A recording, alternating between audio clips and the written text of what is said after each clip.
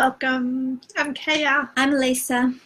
and we've potentially seen you before, but if we haven't, we're speaking with mothers who are generally really busy and finding it really hard to actually feel connected with themselves, connected with their children, feel spacious, feel like they've got their shit together. Feeling meaningful in their work, whatever they do, that's on top of the work that they do of being a mother. Feeling like they're doing it in a way that's really true for them, in a way that feels whole and healthy and balanced. And today we want to talk about those stories. Hi, Tanya. Good morning, beautiful, spacious woman. We want to talk about the stories that are always running and that are they've often come like repeatedly from when we were quite young. This is not about like placing blame and making your parents or any adults in your life bad, but this is about bringing awareness to those stories that are always running. And this might sound simple, but we often don't really give time to notice what the stories actually are that are there. So these stories are actually, good morning everyone who's joining us. Hi. These stories that float around are not even stories that you heard, right? They're not, someone didn't say to you. Sometimes they are. Sometimes they are, but this is what it means to do this, or this is how you do this in life, right? It's not even that concrete.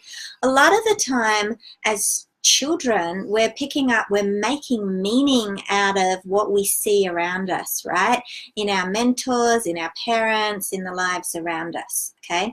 And those meanings that we decide get stored into our subconscious as important facts on how to do stuff. So I'm going to close my laptop and stop beeping at me. Is it still sharing it? I think so. I hope so. Otherwise we just shipped everyone off in a No, group. I'm sure it is. Right. They're actually floating around in your subconscious, but they're like your operating program, right? And you're not even really consciously aware of them, only because you've never brought them up to the surface, but they're there, right?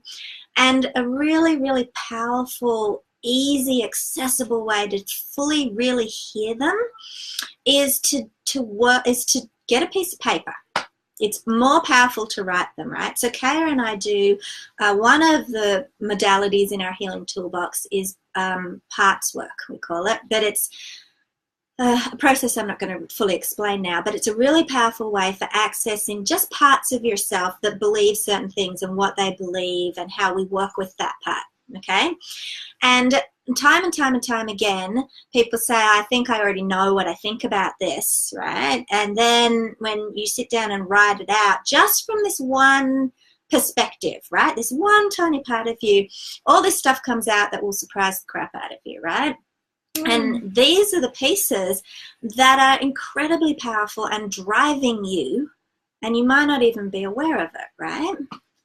And it might not be like available all at once and right at the beginning. Like often for me, I'll like if I ask the question like what are the stories that are alive and that are driving me that we're going to give you these questions in just a second, right? We'll do it with you. It's like I kind of might have a little bit of something, but it doesn't quite feel like all of it, or it doesn't really feel like it's hitting on the truth.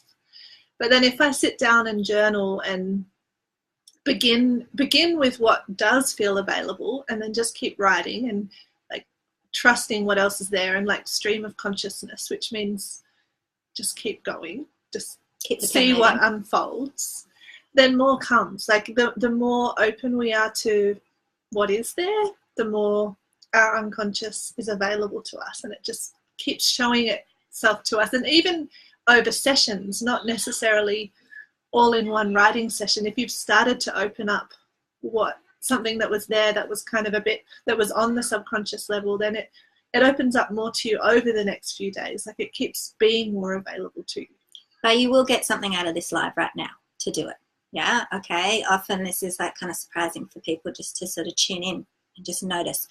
And so there's two main questions, because they're two of your most important roles in your life, right? And so these two questions that we're giving you is looking at these two areas. So let's start first with our work life, our life, what we view as, what we mean in our hearts, or what we think is being successful, being productive,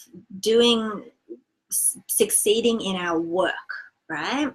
So what messages and stories and beliefs have you taken on from your past about what it means to be successful? What does it mean to be successful, right? So, and this isn't not the whole of you, like you've got all sorts of random thoughts and opposing beliefs and opinions, right? But start to pull them out. What does it mean to be successful?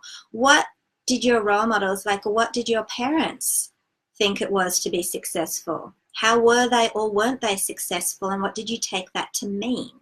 Yeah. What did it mean for you growing up to be powerful? Yeah, to be important. And what were the messages that came to you around what's really worthwhile and valuable work to do in the world?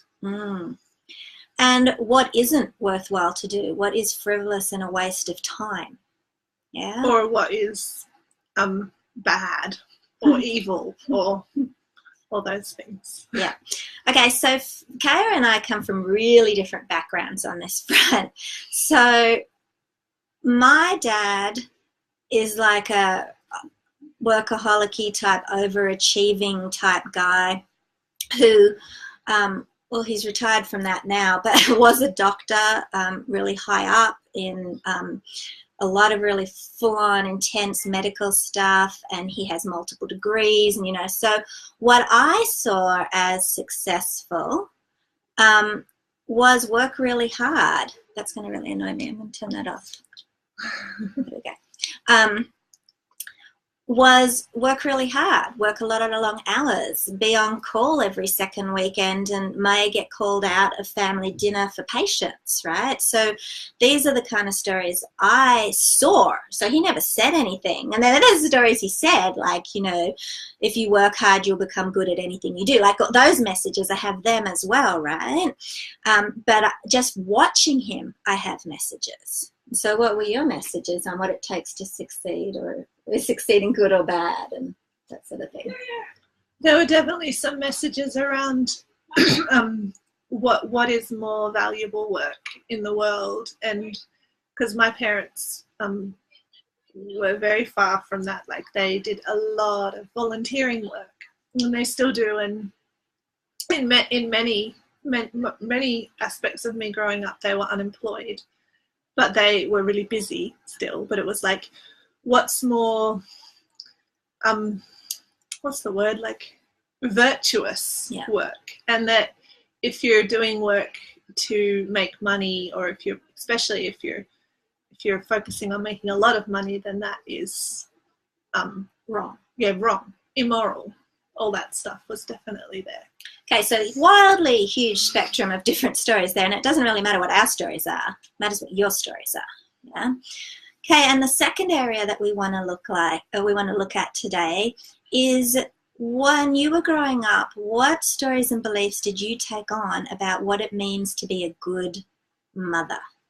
Good mother, right? What does it take to be a good mother? What does a good mother do? What does a good mother not do?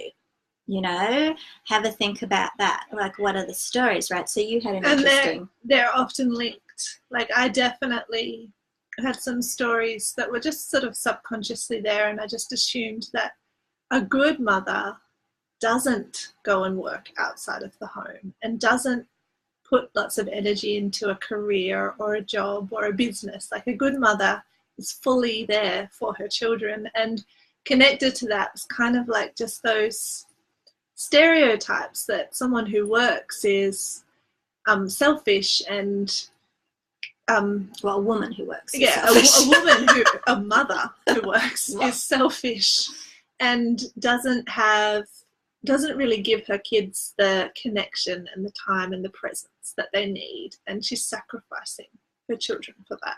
Yeah.